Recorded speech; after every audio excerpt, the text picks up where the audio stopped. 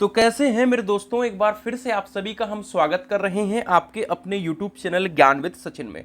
तो दोस्तों, polytechnic second semester अर्थात हमारे BT UP सेकंड सेमेस्टर का एक काफ़ी टफ सब्जेक्ट है, काफ़ी अलग टाइप का सब्जेक्ट है, जो कि इलेक्ट्रिकल वालों के लिए एक कह सकते हैं कि बेस सब्जेक्ट है, लेकिन जो अदर ब्रांचेज हैं उनके लिए कह सकते हैं कॉमन सब्जेक्ट है। FEEE जो कि कह सकते हैं कि कॉम्प्लिकेटेड आप लोगों के लिए लग रहा है, लेकिन हम ऐसे 5 इंपॉर्टेंट क्वेश्चन लेकर के आए हैं जो आप सभी के एग्जामिनेशन में 100% आते हैं। इन क्वेश्चन की बिना प्रैक्टिस किए हुए प्लीज मत जाइएगा, और आप सभी most important questions top 10 chapter wise इन सब को जरूर देख लीजिएगा। चैप्टर वाइज इंपॉर्टेंट क्वेश्चन हमारे एप्लीकेशन पे पड़ा हुआ है, तो ऐप पे जरूर कोर्स के साथ इनरोल कर लीजिएगा, आपको 200 रुपये के अंदर मिल जाएगा। तो एग्जाम में आने वाले जो इंपॉर्टेंट क्वेश्चन हैं उन सब की वीडियोस में लगातार देता रहूंगा आप लोग, तो 100% आप लोग को ये इंपॉर्टेंट क्वेश्चन देखने को मिलने वाला है। एप्लीकेशन को नहीं डाउनलोड किया है तो भैया एप्लीकेशन को डाउनलोड कर लीजिएगा, और आप सभी यहाँ पे PYQ, lecture notes and important question ये सब आप सभी प्राप्त कर पाएंगे। तो चलिए आगे बढ़ते हैं और आज की इस वीडियो की शुरुआत करते हैं। देखो, वीडियो काफ़ी इंपॉर्टेंट इसलिए है क्योंकि इसमें बहुत सारी चीज़ें मैं डिस्कस कर रहा हूँ, जैसे PYQ ट्रिक। ये क्या है, ध्यान से सुनिएगा। अब PYQ ट्रिक क्या है, ध्यान से सुनिएगा। देखो, PYQ ट्रिक के पहले मैं सिलेबस मॉडिफिकेशन के बारे में बात करूंगा, तो PYQ ट्रिक समझ में आ जाएगा आप लोगों को। ध्यान से सुनिए, 2025 के अंदर जो सिलेबस था वो कुछ ना कुछ टॉपिक चेंज कर दिया गया है। चेंज होने का मतलब क्या है दोस्तों? चेंज होने का मतलब ये नहीं है कि आपका जो टॉपिक है वो कह सकते हैं कि ऐड कर दिया गया है। टॉपिक यहाँ पे कट कर दिया गया है, यानी सिलेबस कह सकते हैं कम कर दिया गया है 2026 में।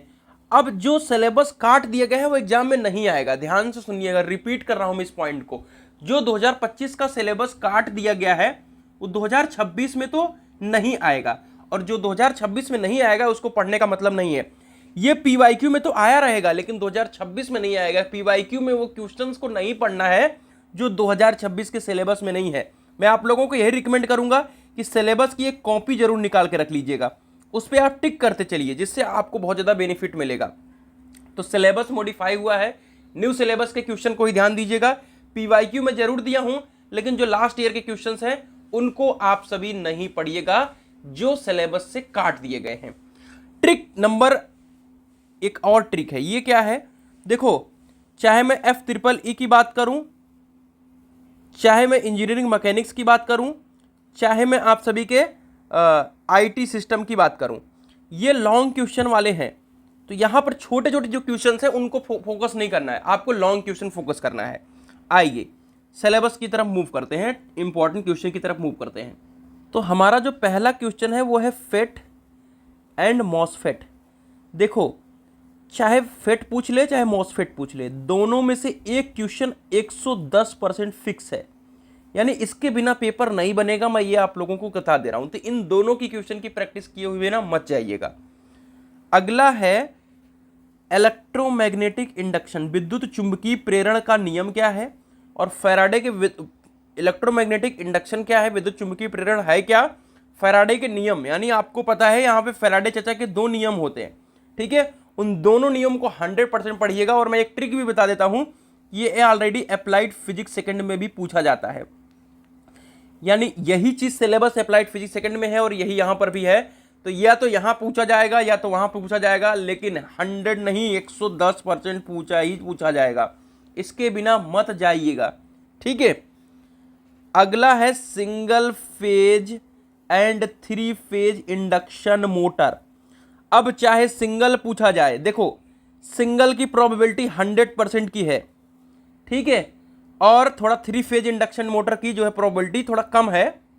इसके कार्य सिद्धांत को पूछा जाता है। यहाँ पे 3 फेज दोबारा लिख दिया हूँ, बट कोई बात नहीं, आप लोग सिंगल फेज को मोस्ट 100% पढ़ लीजिएगा, 3 फेज को भी पढ़ लीजिएगा।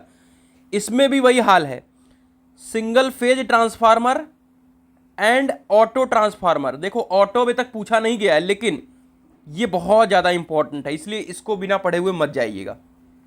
अगला है एनालॉग एंड डिजिटल सिग्नल क्या है, अंतर स्पष्ट कीजिए।